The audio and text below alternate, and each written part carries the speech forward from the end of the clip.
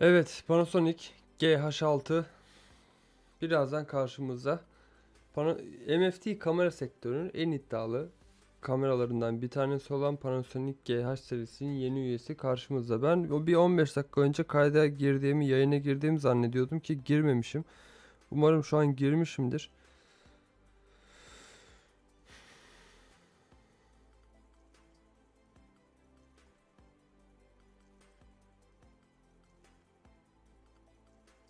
Ne oldu şimdi? Hiçbir şey anlamadım. Yayında mıyız? Biri bana yazsın. Ha, yayındayız galiba. Yayına girmiştim. Bir 45 geçe yayına girdim. Girdiğimi zannediyordum en azından. Bu canlı yayın işinin çok acemisi olduğum için becerememişim. Kayda girmemişim. 15 dakika boyunca bomboş konuştum burada. Ama burada şu anda söylendiği kadarıyla, insanların konuştuğu kadarıyla 2999 dolar en çok yazılanlar arasında, 2200 dolar en çok yazılanlar arasında. Yani bu fiyatları direkt Türkiye rakamına çevirdiğin zaman zaten 30-35 bin lira yapıyor. Onun üstüne vergisi eklendiği zaman zaten 42, 43, 44 bin civarına çıkıyor ki bu fiyat bandında zaten yeterince rakibi var. Enteresan bir fiyat olacak. Yani iddialı bir kamera olması için 2000 dolar altında olmasını ben bekliyorum.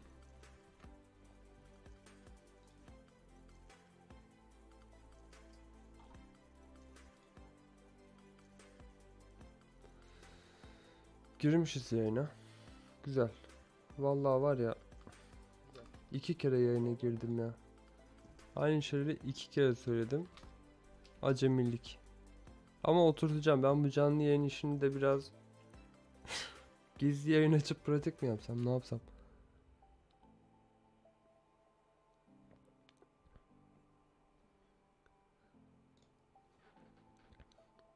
Take my money.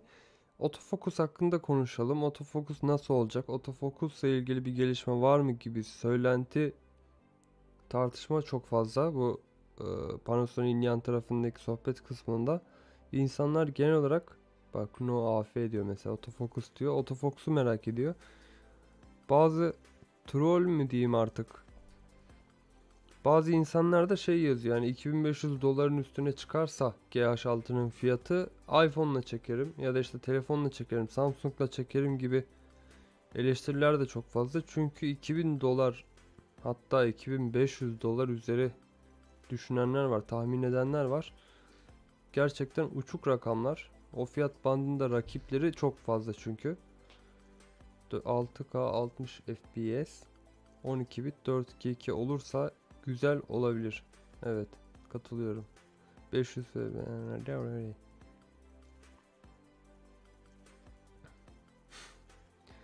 ya kardeşim, bekleme o zaman yayını. Bak 2100 dolar 1996.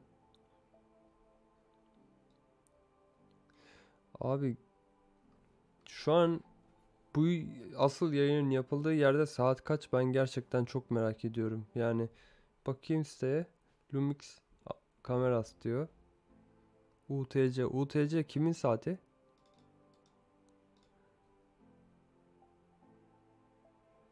Türkiye'nin 3 saat gerisindedir.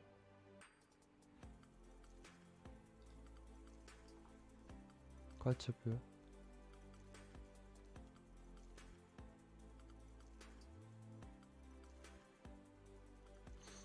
3000 dolar. 3000 dolara şu kamera çıksın, kimse yüzüne bakmaz.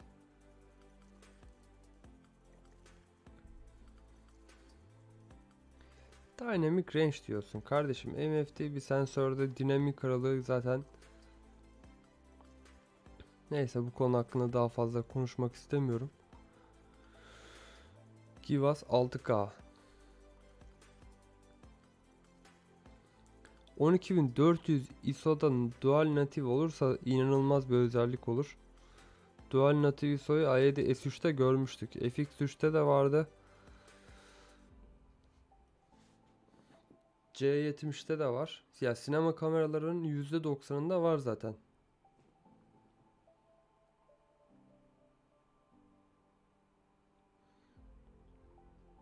Weeding commercial. Kardeşim, weedingçi adamın işi zaten alan derinliğidir. Yanlış yerdesin.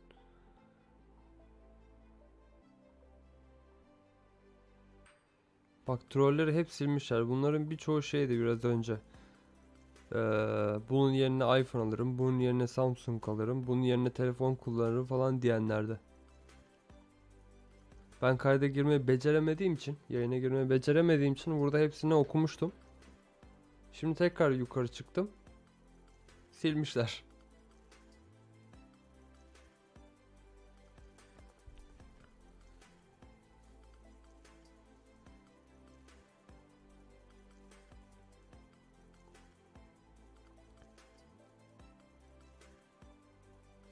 ...1311 kişi bekliyor. Yayınlandığı yerde. Muhtemelen. Dünya genelinde 1311 kişi Gh6'yı bekliyorsa biraz düşük bir rakam. Ama bak, onca kamera duyuruluyor. Sürekli duyurular oluyor. Hiçbiri bu saatte yapılmadı. Ne Amerika'da ne Japonya'da. Genelde çok iyi bir saat seçiyorlar her yerde. Gündüz olmasa her yerde imkansız gerçi de. Türkiye'de de saat gece 4 olmuyordu ama ya hiç. Bak, 2299 dolar. Benim burada seçtiğim orada görünüyor mu? Bakayım. Ha, Opera direkt anlık çeviri yapıyor da. 31.000 lira direkt çevirdiğin zaman. 2299 doları. KDV ekle 45.000. Geldik A7 4'e şimdi. Kusura bakmayın da. APS-C, MAPS-C, en azından MFT değil.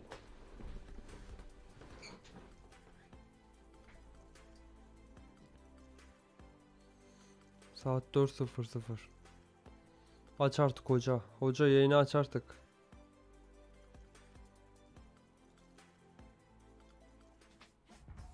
Aa, geliyor. I like when people watch my films, they come back with their own visions of what I wanted to say.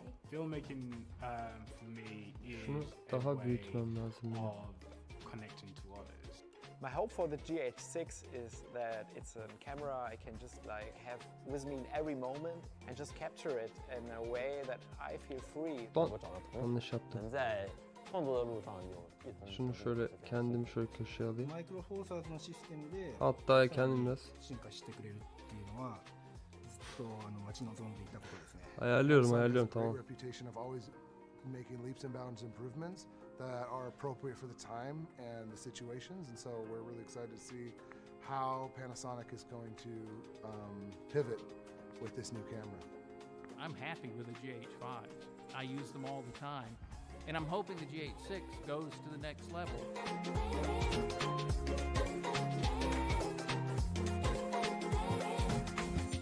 Bu arada bu kameranın GH serisinde ilk defa olarak aktif calling sistemle, yani fanlı sistemle geleceği söyleniyor.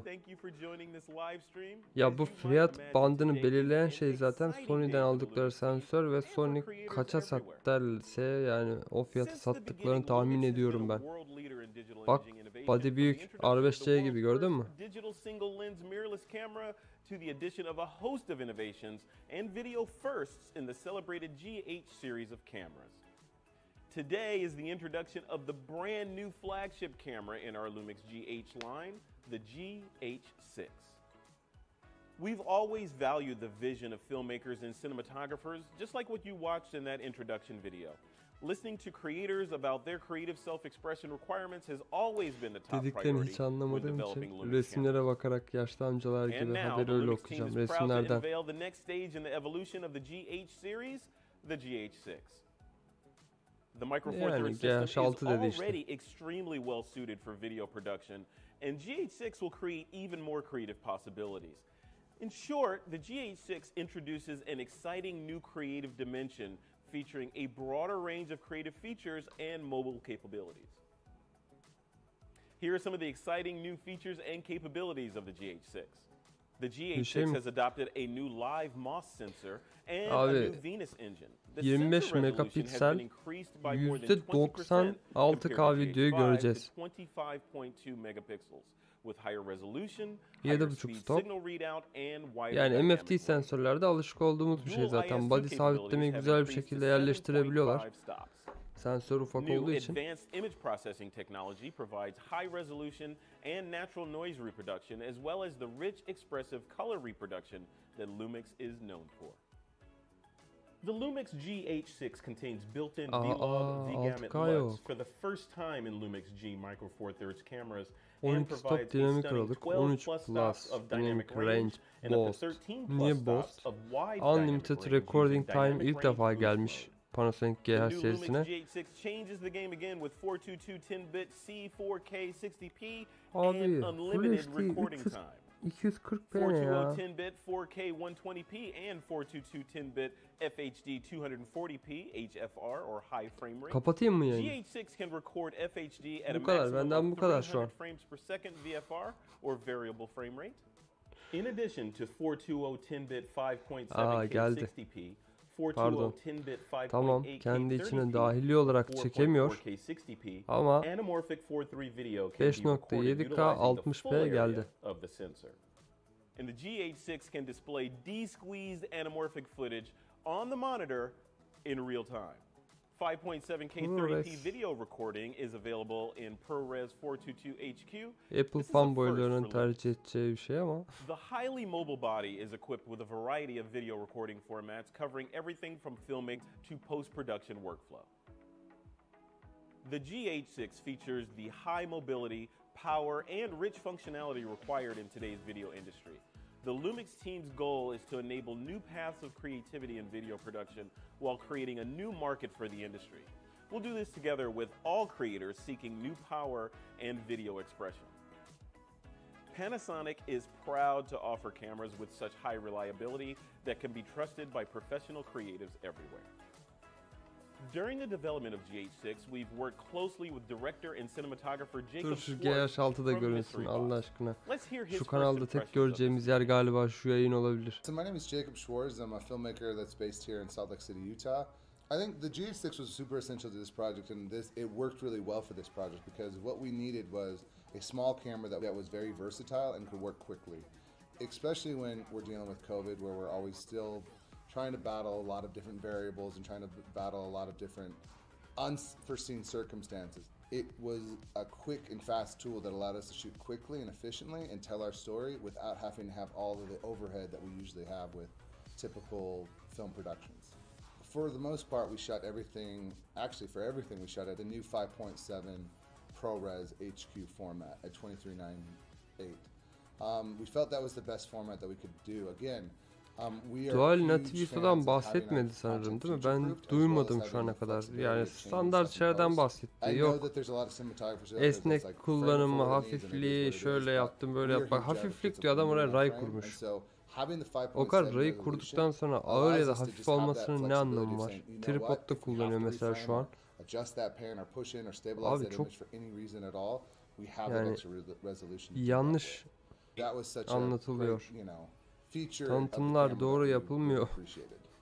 The great thing that we loved the Şunun most kurduğu about setup'a how bak. the Lumix Sonra bana Gh6 geliyor diyor ki camera makine introduced hafif. ProRes into its new camera was ProRes is like the universal standard codec for all post houses.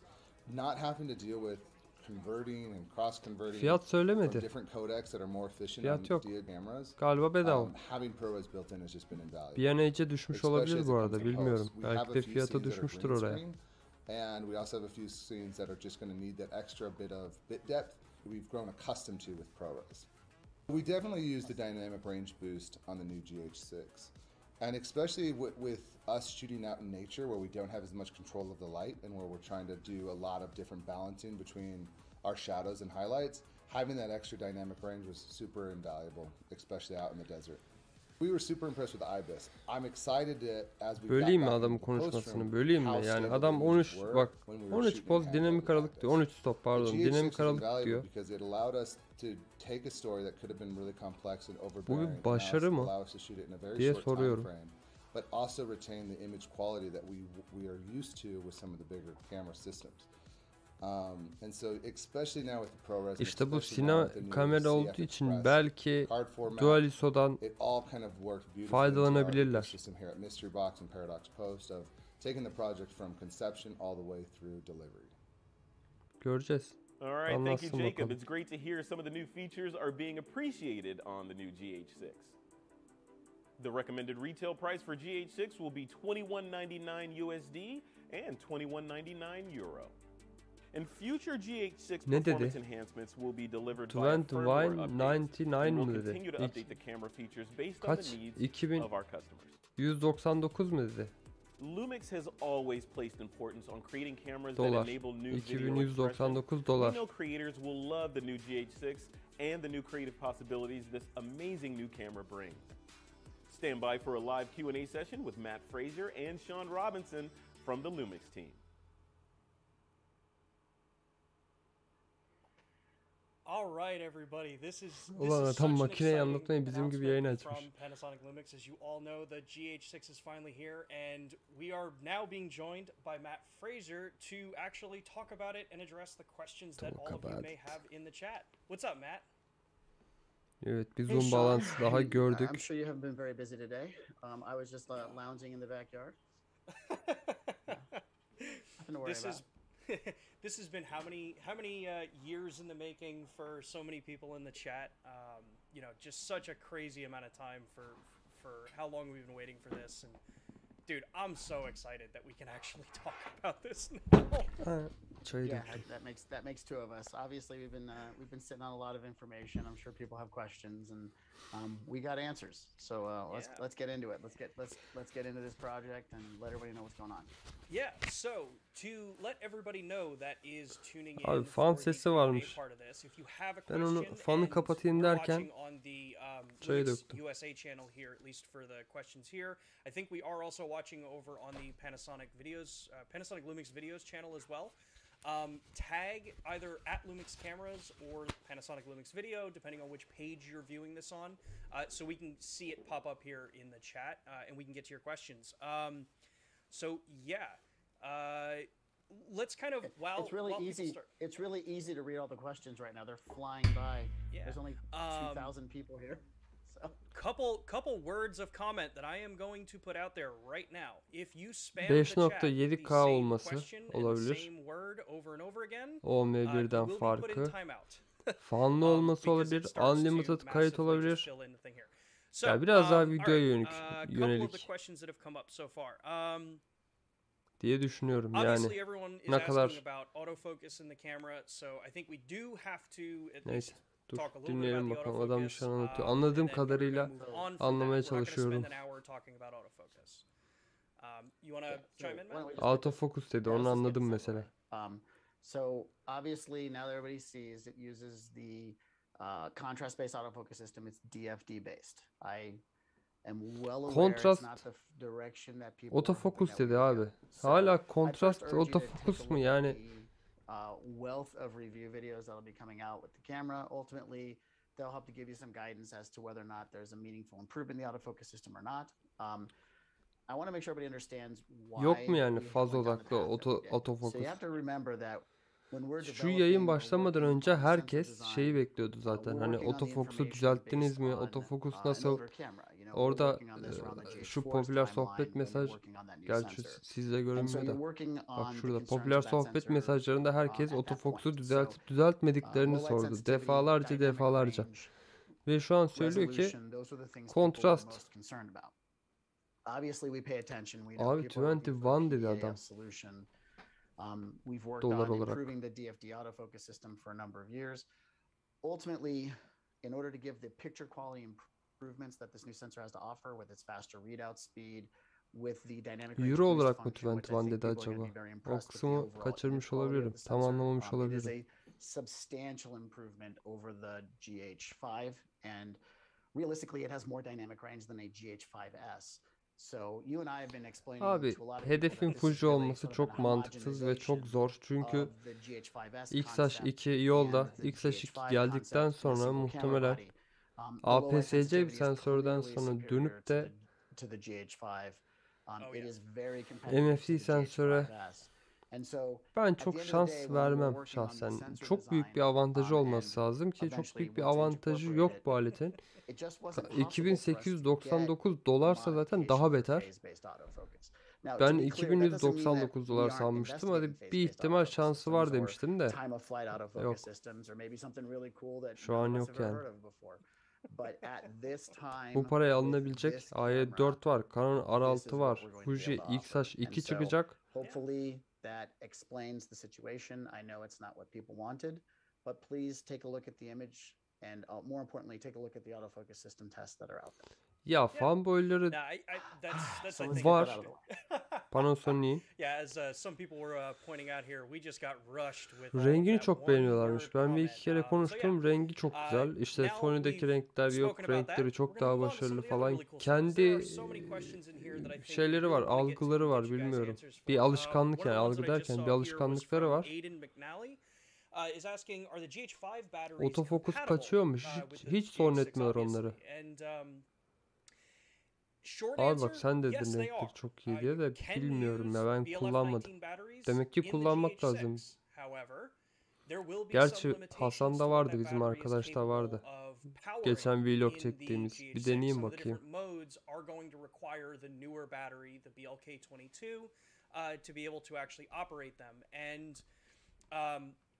I think one of the big points too is that, you know, all of these questions, we're going to give you the best answers we can as of right now for this first hour that this camera is live and known in the public.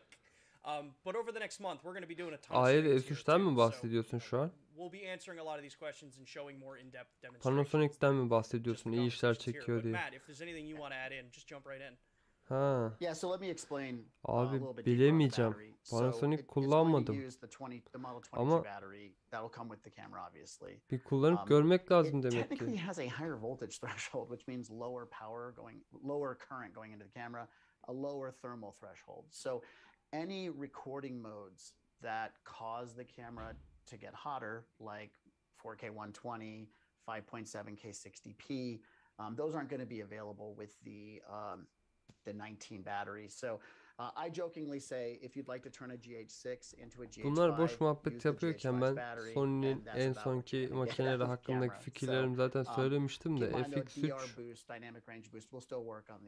yani 6K olmamasıyla benim gözümden zaten düşmüştü. Onun haricinde şu an yani Canon R5, R5C biraz daha benim gözümde popüler. Ama yeni makinesi bu sene çıktığında kararımı vereceğim. Şu an daha makine değiştirmeyeceğim. Sene sonuna kadar bekliyorum. Çıkacak olan APS-C ve yeni full frame bu sene çıkacağı söyleniyor. Bakalım ne çıkacak. A7 S3 bilemedim ya.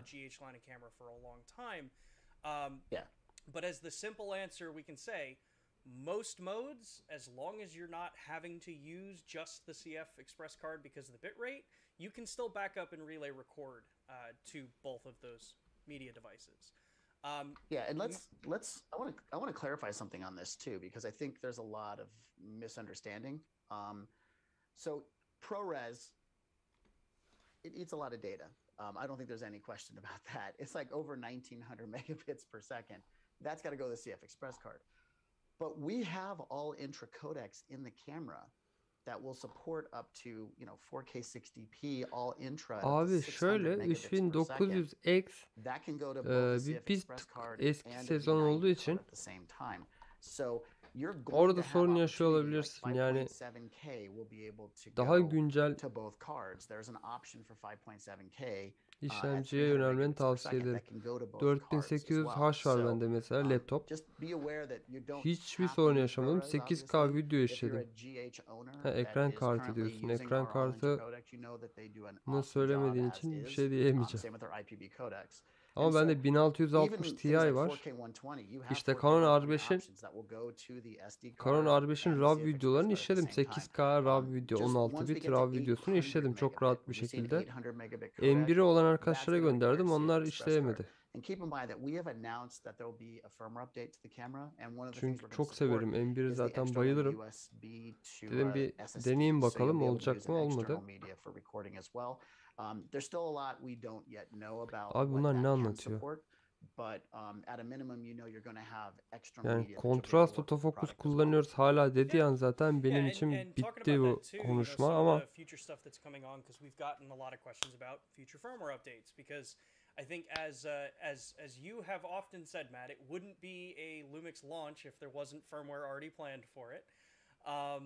There will be support for things like RAW. her şey güncelle konusunda geçen bir tane YouTuber vardı. The SSD Yabancı bir recording, YouTuber'a denk geldim. Adam diyor ki USB. mesela Even bilirsiniz more diyor ProRes 2 senede bir options for laptoplarımızı camera. At yenileriz launch, diyor. camera shipping with Hani bize o kadar 5.7K uzak bir şey ki bu 2 senede bir 422 laptop yenilemek ama NHQ, yurt dışında up to 5.7K uluslararası 30p. That's what it mecralarda says in gerçekten 5.7K. normali olan Our 2 firmware senede bir update that's gonna be ekipmanlarını coming will yenilemen, güncel supply sisteme ayak DCI uydurman 4K, Full HD options.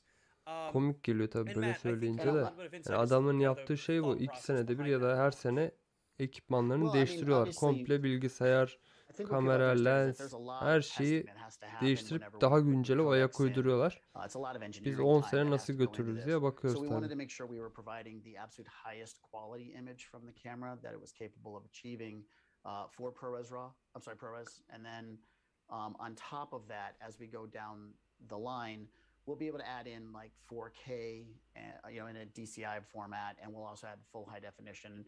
We have other things planned as well. I think what's most interesting to me about the firmware update is the reason why 4K 120 didn't make Şu it yayını for ileri launch, which atlayamıyor it's muyuz? it's Canlı kind of a yayın funny ileri story atlanmıyor because değil it mi? takes time to test these things. And Çayı döktüm we ya. quickly figured out there are currently no recorders that support HDMI 2.1 at 4K 120 frames. So it didn't make any sense for us to make Abi the sen iyi investment yine in A7 S3 having that almışsın. ready when the only thing you could do is hook it up to your television or your computer monitor and kind of take selfies of yourself on the screen at 120 frames per second. So that's one of the reasons why that's not going to be in the camera yet. It just didn't Gh6 make sense to yayınında put da the A7 time S3 into it until there's övüyoruz. something that can record it. Ya bunlar da That's how çok forward looking the camera really is. ne But anlatıyor then you bilen also yok look yani. at the fact that Atomos is using a non-standardized 120 Adam bildiğin 4K Zoom'dan yayın for açtı, RAW, arkadaşını and so çağırdı. we are now working on making sure Anlatıyorlar we can do birbirlerine. 4K 120 Makine hakkında over konuşuyorlar HDMI mı? so people can Gerçekten record the İngilizcesi raw iyi output olan to birisi bir an söyleyebilir Atomos mi? Ninja 5 Plus, which again we're working to make that happen. Abi So just be aware şeyde that we have benim a lot planned for this kanalımda camera. linki If vardı. anybody remembers the history of Instagram'ın. the Gh5, you know there's an awful lot of stuff running in the back of our heads that Sean and I can't even talk about right now about what we have planned for additions in the future. Yeah. So let's see. I'm going to pull up another question here. It's from Sam Goose. Wants to know release date, raw output, which we just addressed, and then the RAW photography output. side of this camera. Something that I am really Şimdi excited RAW about. 12 bit RAW var, 16 bit RAW But var. start with release date. Release date is going to be end of March, right? January, February. Yeah, March next month.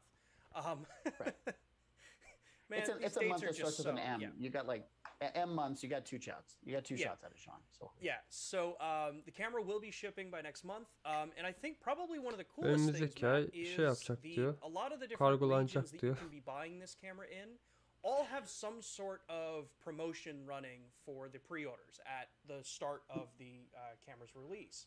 So if you take a Ben look at Adana'da at 3 least here tane in the United fabrika States, çektim the only ya. one that I can speak of, at least Geçen sene o because zamanlar we're YouTube working here in the yapmıyordum United tabii. States. In the Ama United bir daha States, yolum düşerse when you haber veririm. pre-order the Gh6, Teşekkür ederim. you're getting a free CF Express Type B card with the camera. So you're not having to go spend $200 to go get a CF Express card at the time that you buy the camera. Şimdi bak CF Express diyor yine. Yine CF Express. Tüm makinelerde bu CF Express'i zorunlu tuttular ya zaten artık. A7 S3'te, Canon R5'te, R5C'de, A7 4'te ve Gh6'da. Hepsinin haricinde bir tane Atomos alıp arkasına SSD takıp yoluna devam etmek çok daha mantıklı, çok daha pratik, çok daha uygun fiyatlı olacakmış gibi görünüyor. Yani kamera değiştireceğin zaman direkt bir Atomos edinmen lazım. Yoksa bu kartlarla uğraşılmaz. Hem çok pahalı hem kapasitesi düşük. Aynı fiyata ekran alıyorsun, 500 GB SSD alıyorsun yani. Really solid there. Well, and keep in mind that we obviously know our future roadmaps, so we're making sure we're giving away a card that is ready not just for what the camera can do today, but what we have planned in the future for the product. Adam Gh6'ın tanıtımına we're Coca-Cola not reklamı almış. saddle you with a card that when we add something really cool, you won't be able to use it anymore. So trust me, it's plenty fast enough for anything Abi we're doing in neden the future. dahili olması gerekiyor? And then also to the last part of the question from Sam was Ha, about the photography options. yani Obviously we're daha talking so much taşınabilir about the olması video side of this açısından camera, diyorsun. and Right. I don't think any of us can deny the Gh6 is going to be loved and adopted by a vast majority of Ya filmmakers zorlayabilir evet and de ben video content gösteriş creators. olsun diye But şey yapıyordum we get öğrencilik so many zamanında people işte that have gelin damat questions işleri about yaptığım what about zamanlarda ekranı photography yine for takıyordum. us? You know, Tabii benim ekran what's the Lilliput'tu logic ufak here ekranda with ama our brand and photographers? yine And takıyordum bir I can tell şekilde. you hands down, Ortamına this bağlı tabii. is Kayalıklarda çekim yapıyorsan one of uğraşamazsın the onunla. best Aynen photography hızlı tools olmak I've zorundasın. used to date, and I have access to every single one of our cameras. The full frame cameras, the S series, I love them to death. I have a converted S1R because I want to shoot infrared. I've got, the S5. I know Matt, you and I Adam have şu talked an about this a yayını lot. full frame The S kamerayla cameras, they're yapıyormuş. awesome for photography when you want that full frame look and you're trying to go for that S1 ile particular yapıyor tabii. style. But Panasonic'in full as frame far kamerasıyla as yapıyor this da new kardeşim sensor and this processor, I MFD have kamerayı been tanıtırken floored by the noise level that this sensor doesn't produce, I guess is a way that I can word that. It's so clean. Yeah, it's so clean all the way up through the range, and the amount of detail that this sensor retains, and probably the best part, it's an actual sensor resolution increase in micro four thirds. We're up ne to diyeyim 25 bilmiyorum. megapixels. You're not stuck at 20 megapixels anymore. And alongside that, Ya biz you're şey still konuşuyorduk getting ya hani really Türkiye'de fast markaların burst rates for sosyal still medyayı shooting, up to yönetmesi çok 75 kötü diye. frames per second with a Abi buffer that is over, that's about 200 adam shots per Gh6'ın buffer. tanıtımına So you're full not gonna frame only get kamerayla less than a çıkıyor. second worth of shooting and then have the camera have to clear the buffer Niye? out. You get Neden? a long time of shooting. Gh6 ile yapsana şu And yayını. more than 200 images that we're getting, more than 200 images on Safe Express cards. So it's got a great buffer. I think this is probably a good time to talk about DR boost. Umarım ben because, yanlış anlamışımdır. İngilizcem my yetmemiştir. opinion is that the biggest gain for a micro four third shooter, while going up, 20% resolution from 20 megapixels to 25 is a big increase.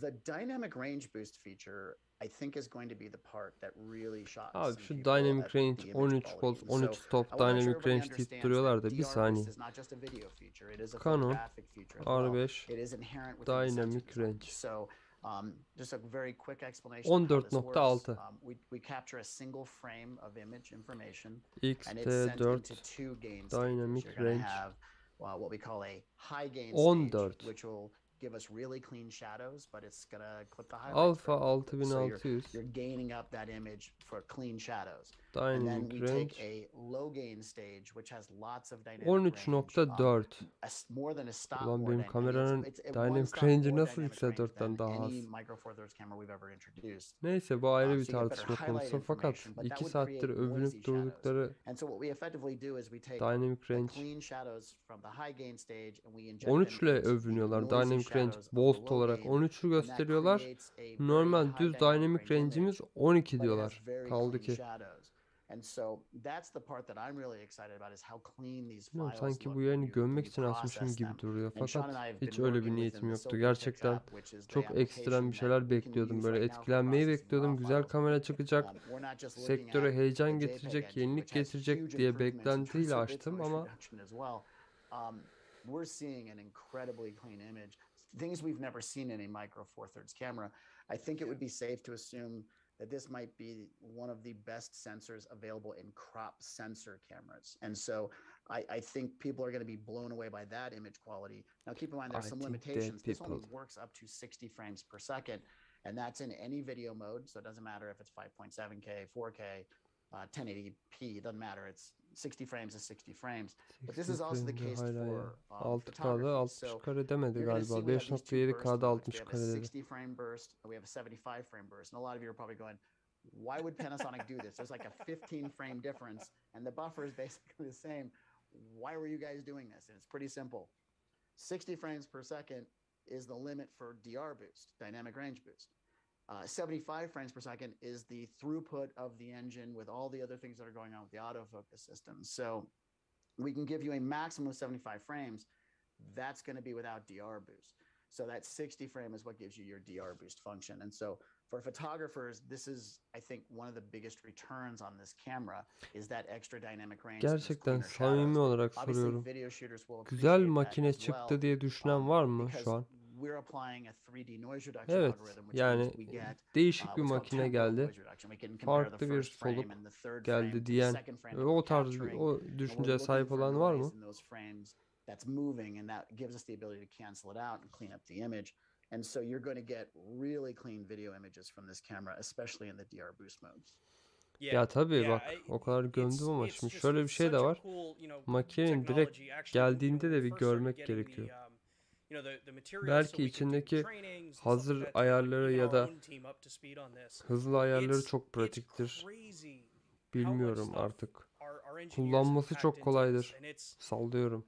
Pili çok uzun gidiyordur. Anlatmadıkları belki ekstra bir şey vardır ama bazı makineler olur, cihazlar, kameralar olur. Anlatıldığından çok daha fazlasını sunar sana kamera geldiği zaman. Ne bileyim yani. You know, there's a reason why the 3 lenses I have tattooed on me are Micro Four Thirds lenses. Part of it's because we didn't have the S series out at the time. But a lot of it's that, you know, I get to go back to using my Nocticron. I get to use the 42.5 with it and actually shoot with a camera that up until recently, you know, I loved shooting on the G9 when I would go back to my Micro Four Thirds cameras.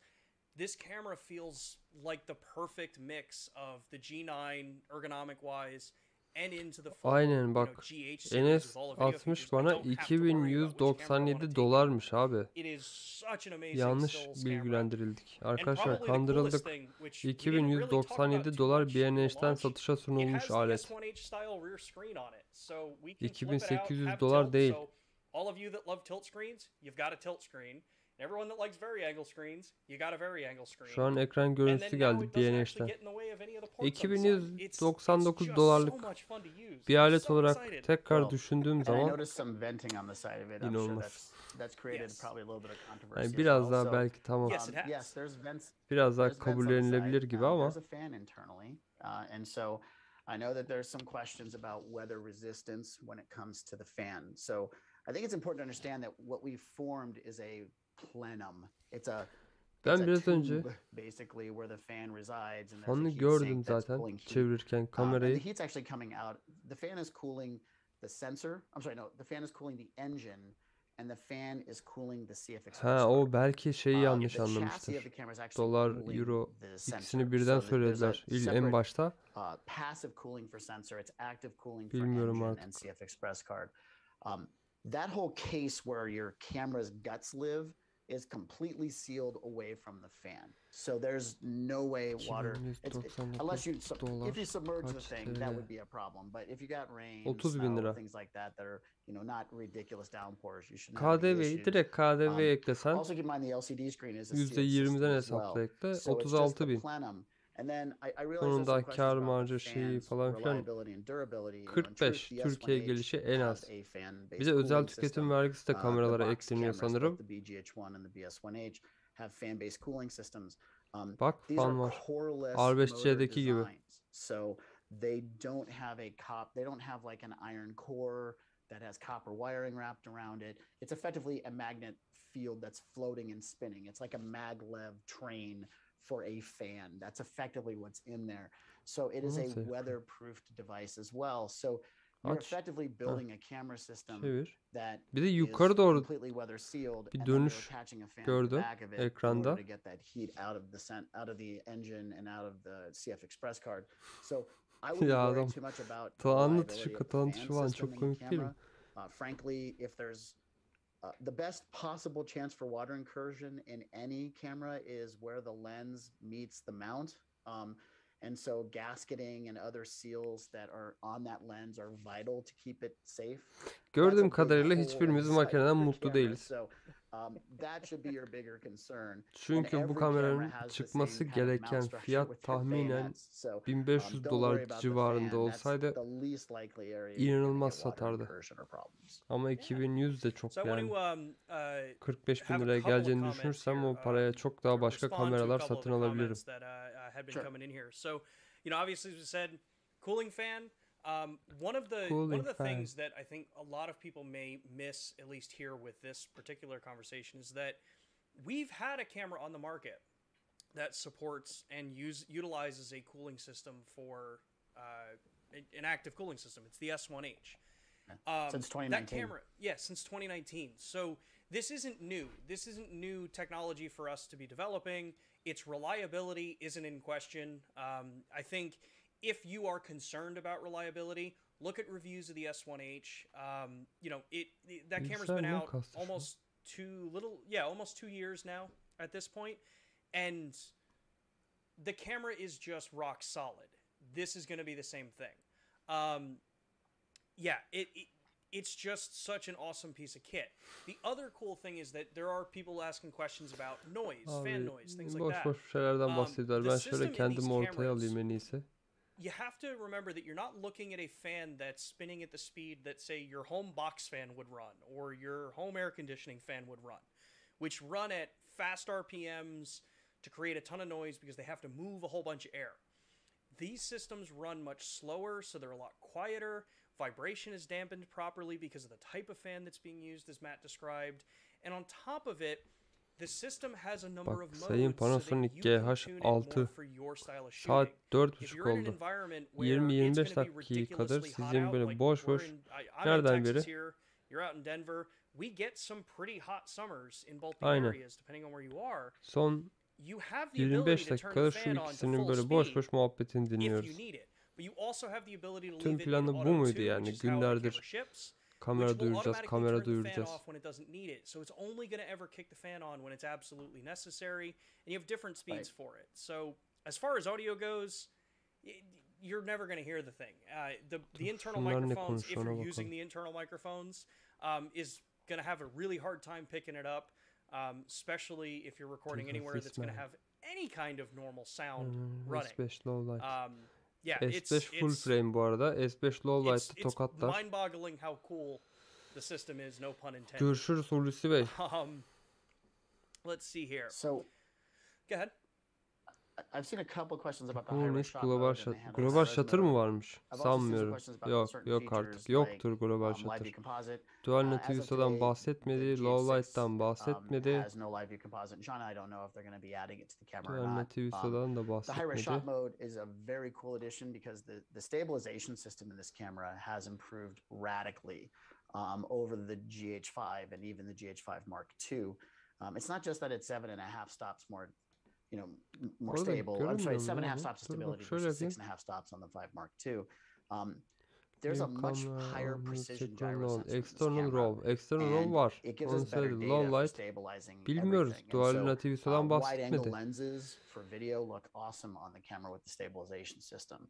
And that stabilization system helps us to be able to do the handheld high-res shot mode. Caf. Bak Plus, the sensor's kamera readout speed is substantially kontrast faster hafif berbat. than any of the other cameras we've Berbat. ever introduced. So we can execute this much quicker. Hala kontrast in hafif between, ediyorlar. your hand holding it. So shorter $2100 interval because of the istiyorlar bir de. readout speed, better image stabilization, and the results are really pretty good.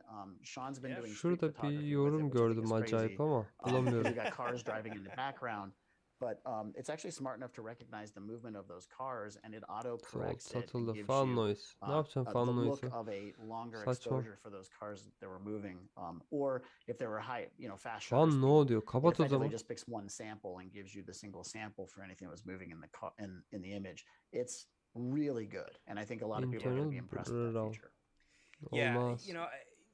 that's probably one of the coolest Hayır, things. $200. Obviously we've had high resolution shot mode before. Bak and, bunu da handheld high göstermediler. resolution Ekran isn't necessarily a new yana thing. We're dönüyor not ve claiming yukarı that doğru we're the first ekstra to bir hareketi daha var. do this. Şeydeki gibi. However, you now have a camera that has Fujifilm'in orta natively format higher kameralarındaki resolution gibi than any other Micro Four ekstra Thirds bir camera on the hareket daha market, and gerçekleştiriyor. you have a handheld high resolution shot Hala mode bir that şey doesn't have to gösterdikleri, go down to a anlattıkları lower yok. resolution. You've got 100 megapixels whether you're doing handheld or whether you're doing tripod shots.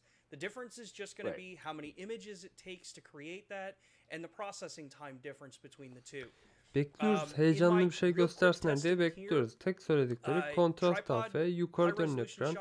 Kameramıza fan ekledik. 5.7K. to process sanki and bunlar troubleshoot. önemli değilmiş gibi Handheld bahsediyorum high-res ama shots, because it's günümüz doing this koşullarında from bunlar many, öyle many ekstrem more şeyler images değil. to put it Neredeyse her together. kamerada artık olan I think I şeyler. was Ama upwards of kontrast around AF 12 to 16, noktasına bayağı depending on how takıldım. long my shutter Çünkü was and gerçekten how complex the image başarılı bir şey was. değil. Netlik This sistemi Venus değil. engine that's in this camera Yorumlarda da is zaten bayağı insane what it's capable to do. gömmüşler. And you know, as Matt said, things like live view composite, it'd be cool. But Ha we burada just don't şöyle know at this parantez time, açmak istiyorum bu arada you bir know, what's saniye. coming, the live Bu streaming kontrast stuff as AF well. I heard you dışındaki mention that. hibrit It wasn't AF not purposely ve not listening to you. I faz was trying to odaklı read AF through the chat. sistemleri But, Canon'un ve Sony'nin patentli AF yeah, let's see sistemleri. here. Do you see any Muhtemelen questions bunları that you satın wanna jump to alsalardı while I ya try da to bunları run through eklemiş your olsalardı kameranın fiyatı Yeah, there's been some 2500-3000 questions dolarlara about çıkmak charging zorunda the battery. kalacaktı. I've seen like one or two O yüzden times. So, kendi AF when you sistemleriyle devam get your etmeye karar vermiş Gh6, it's olabilirler. gonna include, Ki bu obviously, da the Model 22 battery. It'll include a benim wall bilebileceğim bir outlet şey değil that has a artık. Kendi USB port. tercihleri It'll include a olmuştur. charger and then a USB to USB-C cable. And you can obviously charge right at the charger, or you can plug the camera into the USB-C and into that wall adapter, and you can charge it that way as well. USB-C. It's important to note that Bir wall zahmet adapter we onu da give you, ekleyin yani bir if you zahmet. turn on the camera to use it, it's going to stop charging the battery, but then it'll just power the camera off the wall adapter. If you want to be able to trickle charge your battery at the same time you're powering it, you'll need a different wall adapter. We make, I think it's the BTC15 that can be purchased. That's our official adapter. But realistically, Yorumlara you know, inmek we daha can't eğlenceli ya. guarantee Yorumlara every bakmak USB device, gerçekten but if they're being daha honest and eğlenceli. it's 9 volts and 3 amps and it has that rating on the device, as long as it's a 9 volt 3 amp USB PD device, you can plug it right in. So if you want to use external power Gidelim. banks, if you want to use a device that's used for your other computers in your house, yeah, you can G9 absolutely power and charge the battery at the alakasız. exact same time with the Gh6. And then obviously, as we HDR. mentioned earlier, eventually HDR that var. USB output will let you HDR'dan bahsettiler. record Hatta external drives HDR as well. Plus da var dediler. I saw that question come Muhtemelen up, and I wanted to make sure we got that out of the way. 14 stop, pardon Yeah, 13 so, stop dinamik going aralıkta through a HDR couple of Plus'tadır. the kind of generals that have gone through here. So everybody knows, the Gh6 is Ben basically, for all 6600 intent için purpose, Duracell from the pil video almadım. side, a Ben 10-bit camera. You have to ne dig için aldım? very, ZV1 için very aldım onu. deep to ZV1 find için bayağı 8-bit başarılı. codecs.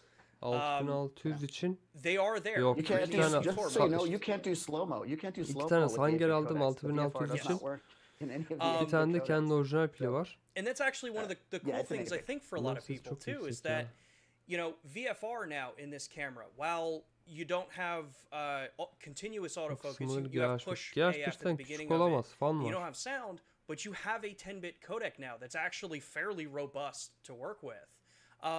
The high frame rate options, 48 frame native in this camera, 120 native in this camera, and 240 native in this Bu arada camera. All in ZV1'de 10-bit options, kullanıyorum. all with İşte varying şey levels Duracell of high bit pilleri rate, gayet lower başarılı. bit Bayağı rate. başarılı yani. This camera is probably one of the biggest Kıyaslama açısından ne jumps kadar doğru forward olur when it bilmiyorum comes ama to ben how beğendim. you can actually use this footage in this camera. Abi And orijinal with our pili çok system, pahalı ya. you still Çok get pahalı. tracking AF up to 120 frames per second with this camera. So 4K 120, 1080 120. You can go up to the 300 frames per second in the variable frame rate. You don't get autofocus with that, but you've got 300 frames per second. That is ridiculously slow footage when it is slowed down to 24p. 300 Well, and FPS as çekiyormuş. you mentioned, we Da have yani. tracking autofocus up to 120 Şimdi bu frames per mantıkla second düşündüğümüz when you're zaman in the high frame rate hiçbir mode. şey görmüyoruz çünkü 300 But FPS'e even çekilmiş up to bir görüntü bize 240 frames per göstermiyorlar. second, you Ben can de still press ZV1 ile the 500 AF on button FPS on the back of çekiyorum. the 1000 camera FPS as you're çekebiliyorum. shooting and have the camera readjust focus in real Kameranın time. içinde So var. you have that option in the camera as well. So just be aware that now Bunu there are going to be göstermeniz some lazım. caveats there. It's not every lens is going to be able to do that. It's going to be a select list of lenses. It's all listed on our site. And then if you're in a PAL region, you want to shoot 200 frames because you're delivering 50 frame, Chat yine you'll need to do akıyor firmware bir updates şeyler. to your lenses to make the The 200 Gh6 frame doesn't autofocus work. So just be aware of it. Because DFD. And actually, on that point too, just so that DFD. because I see a couple people asking the same question, HFR modes in the Gh6. So 120, or let's start at the bottom.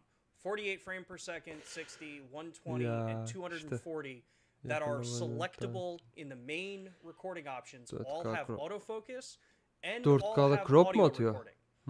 variable frame rate, which is how you Yani get to simple 300 footage frames artık per yani second. It doesn't kesinlikle have audio abi. or autofocus. So you still get your audio 2 in saattir the konuşup Hfr duruyorlar. En functions simple for this camera. footage So aynen öyle. it's a big jump up. So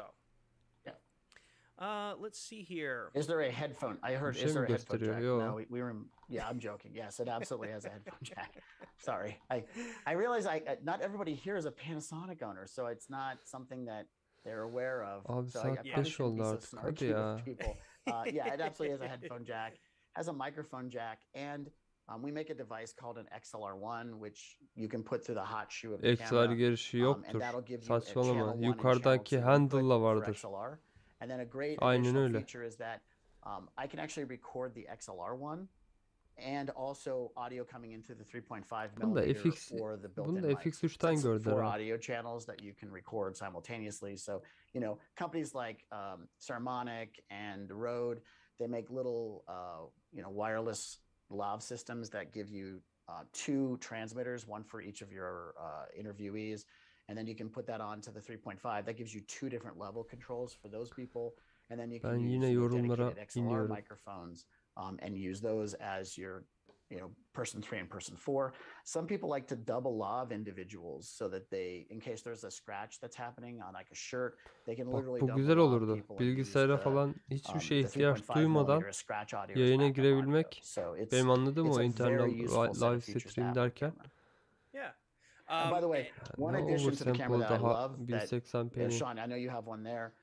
You should show them the audio button. It is such a simple. Once you use this camera, you're gonna be Tam why didn't zamanında every yukarı camera gelmiş. manufacturer do this? It's a got the simple button camera. that's on the top of the We're gonna- camera. Hang on. I'm actually. Let me You're see if in. I can plug. I'm gonna see if I can plug the camera into my camera. Okay, so Sean's going to show you what happens, but we have a little button on the top that you just press, and that immediately brings you into the settings of the camera for the audio. So you can see all 4 levels going. You can make adjustments to everything in real time. It is a very nice addition to the camera. And frankly, I'm shocked we didn't add a button Ne gösteriyor years şu ago an? that takes you straight to the audio settings because it's incredibly useful on the product. Yeah, so you'll see here this little new button up here. When you press this, Göremedim. Ben back of the büyüttüm. camera now gets Size you de this yanlış oldu biraz ama. display. Hold it straight. Yeah, That lets and you right now see you're just all showing the 2 settings. channels. Yeah, and right now you only show 2 because you don't have the XLR1 attached. You press the audio button And again. then now you've got have all 4 4 channels. What? So Kanalları I think this is çoğalttığı a super söylüyor. easy to use feature. Yeah. Kanalları çoğaltıyor galiba. A Anladığım couple oydu. of the other questions that came here. It does support timecode, just like the Gh6 does. So you have a cable that comes in the camera that plugs into the port on the front. And Team Rocket, it absolutely has double card slots. It has a CF Express and it has an SD card slot. Yep. And for the vast majority of the codecs, it will record to both simultaneous. As long as your data rate is 800 megabits, it's under 800 megabits. So effectively 600 and under, you can absolutely do backup recording on both card slots. So I got 2 things that I want to address right away because I see a lot. The Shannon has been asking a number of times. I apologize, we haven't gotten to your question yet. 4K crops. There are no crops in this camera. Everything you Yani can bir record, zahmet 4 save falan daha for nereye crop atacaksın abi? 4.4K at 60p, which is the 4:3 aspect ratio, will be full sensor width. So you're not going to have to worry about that Full area. sensörde. Zaten You MFT. do have the ability to... Yep, go ahead.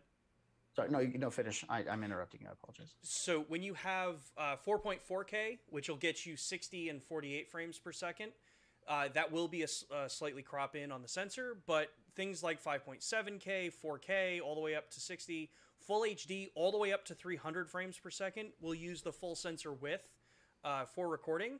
You do have the ability to go in and change image area of recording to pixel if you want more reach. At the downside of not no longer using the full sensor to create that resolution that you're outputting at. So it gives you a lot of flexibility in this camera. C70'deki muhabbet mi diye düşündüm. Geçen C70'te de İlker Dönük'te dinamik aralığı artıran bir şeyden bahsetmişti ya. even up to 120 frames per çift second. piksel muhabbeti. What I think is important to note Ama is that the sensor itself şeyi actually can dinamik read aralığı out artıran bir şey olsaydı 5.7K muhtemelen 120 13 frames per stop second.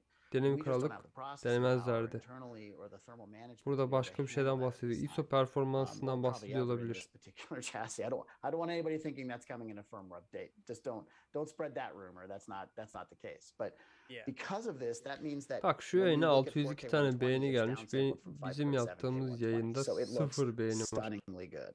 Hadi And ben bir then tane on beğeni top attım of kendi that, yayınıma. Like attım. because of this really fast Teşekkür readout ederim speed, kendim. when we go down to 1080 240, it's a simple binning of the sensor. You're not having to do a lot of line skipping. So the 1080 240 looks really good on this camera as well. And even the 300 frame has a really nice look. This is the best looking like high frame rates of 240 and 300 frames I've ever High seen. frame rates Obviously we've dediği never had şeyin 300 before, 300 frame but the olması 300 looks yani better to my eye than the 180 frame looked on the GH5. And so it's really excellent. And all these frame rates, these high frame rates outperform the GH5S hands down. So I think people are going to really be impressed with that. Plus, it's 10-bit. 10-bit 422 at 240 frames per second, which is amazing that you can do that. And it's a no time limit recording option, which is nuts. I mean, if you're working with an editor, they're going to walk off the job because if you record 1 şu hour's an worth of zaten full high piyasayı definition vurabilecek en at etkin 300 kamera frames per ucuz olan second, kameradır you're abi. going to end up delivering Ben o 12 and a yüzden half hours worth X32'yi of merakla video content bekliyorum. if it's Dört going on a gözle 24 frame bekliyorum. timeline. So Zaten that's Türkiye'de the ilk kind of inceleyenlerden recording, birisi de ben olacağım. that's the kind of durability that's built into our system. Yani X32 birçok şeyi değiştirebilir. Fiyat ve performans olarak oturtabilirlerse. Şu an Türkiye'de cihaz. Full-size HDMI port as Ama would be daha hazır expected değil in işte. Güncellemelerini yapıyorlar. Yazılımı oturuyor vesaire. Fujifilm merkezde ama. We got a question. Can we record vlog in ProRes? Absolutely. Absolutely. Bakalım. Vlog in ProRes. 2190 dolardan çıkmazsa güzel olur. Ketchup and mustard. Peanut butter and jelly. Bir dakika. Spaghetti and meatballs. French fries and mayonnaise for some of our friends overseas. Kaçtan çıkmış? Yeah. 1699 dolar. Oh yes, Yok, this was the other bu question I wanted to get to. Bu yani o da 2000 dolardan falan çıkar tahminen diye düşünüyorum. Hiçbir bilgim yok bu konuda şu an. Farazi konuştum tamamen. The audio in the camera can be set to mute. So you do have the ability to just totally disable all the internal audio input with the video file. So you do have that option. We also have the 2 gain settings too, if I'm not mistaken. Yes. Yep. Çünkü şu an standart haline gelen bir şeyler var. Mesela bundan birkaç sene öncesinde standart haline gelen ilk özellik neydi? 4K'ydı. 1080-50p'ydi. Log rank profilleriydi. Şu anda da mesela 10 bit standart. Her kamerada var. 4K zaten var. 5.7K FX3'te A7'de falan yok ama A7 serisinde falan yok ama yani birçok kamerada artık bunlar standart haline geldi. Bu kamerada standartları kendi yani Panasonic'te bu standartları taşıyan bir kamera olsun diye çıkmış bir kamera. Ekstra üstüne katan hiçbir şey yok.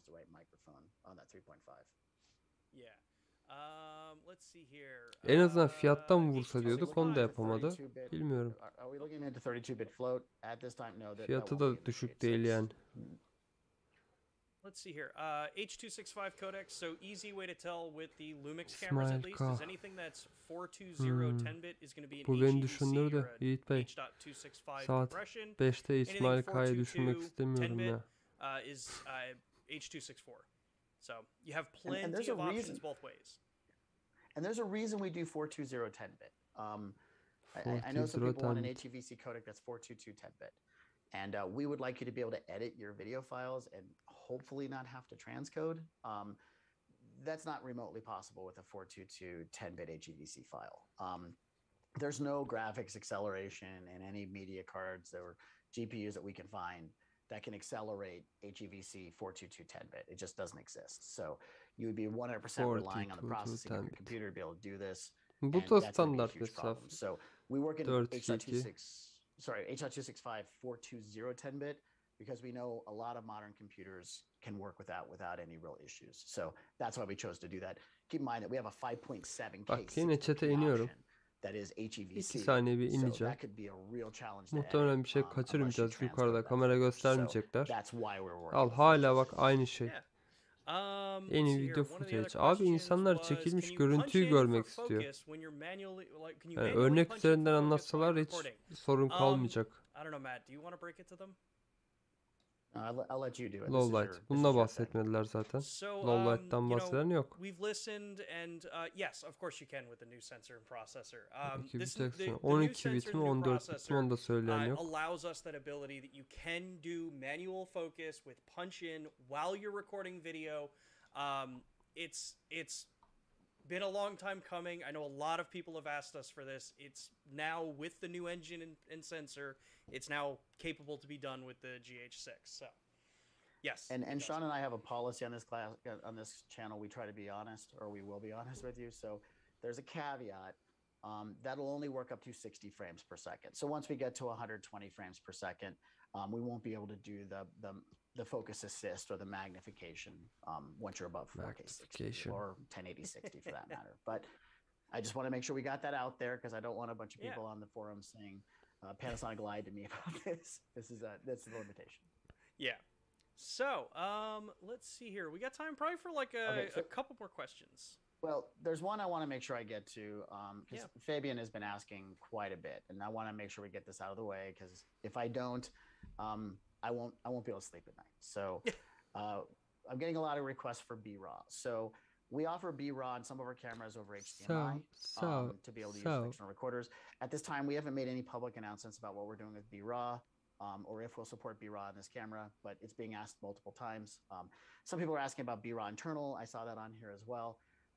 Keep in mind that, not everything is our choice. There are times where people have IP that they may not feel comfortable sharing, or we may not have a certain function in the camera that would be required to make that specific thing. iPhone X tanıtılırken hatırlayanlar var mı bilmiyorum. iPhone X tanıtılırken şöyle bir şey yapmışlardı. Normal bir tane telefonu gösterdiler. iPhone 10 muydu? 11 miydi o sene çıkan? 10'du muhtemelen. Dediler ki bu iPhone X insanların yüzü düştü.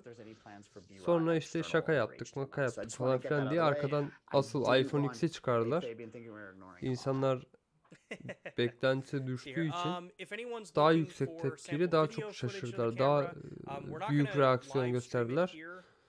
Ben şu an onu bekliyorum. Çünkü insanlar aşağıda bayağı ISO performansını soruyor, ses yok. Fokus soruyor, ses yok. Çekilmiş görüntüleri soruyorlar, ses yok. Simple footage dedi şu an. Bakalım.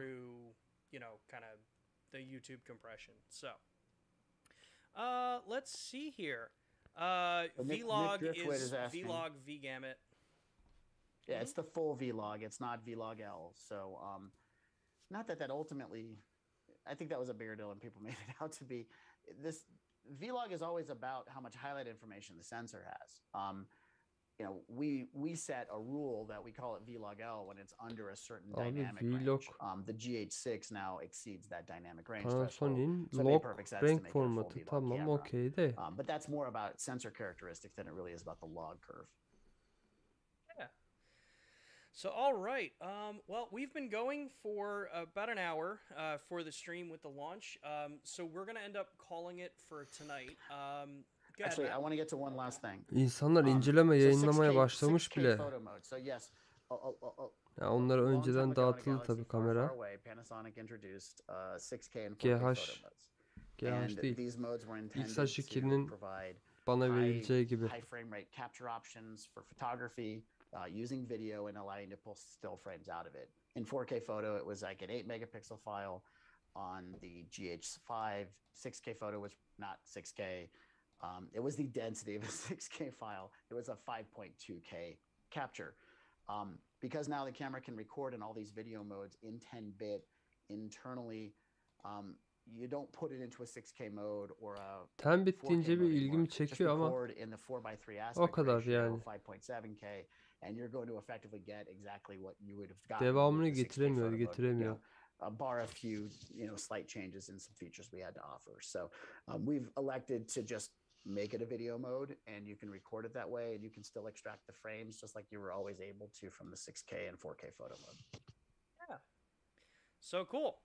All right. Yeah, ben de derim. Yeah. That's, I think, where we're going to call it tonight. Everyone, if you want to continue these conversations, I hope that you join us on Lumix Live this Thursday at 2 p.m. Eastern Time. We do these broadcasts of forums like this every single week. So we will definitely be continuing this conversation on Thursday. Outside of that, thank you all so much for joining us. We're sorry we didn't get to every single one of your questions, but obviously there is a lot of questions about the camera. So, yeah, thank you, Matt, for joining us today, for joining me today. Yeah, I think that's...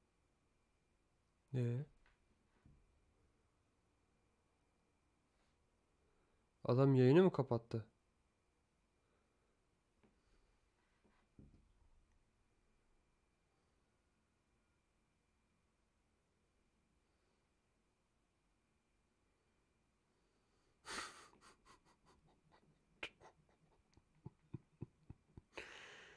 Abi böyle yayın...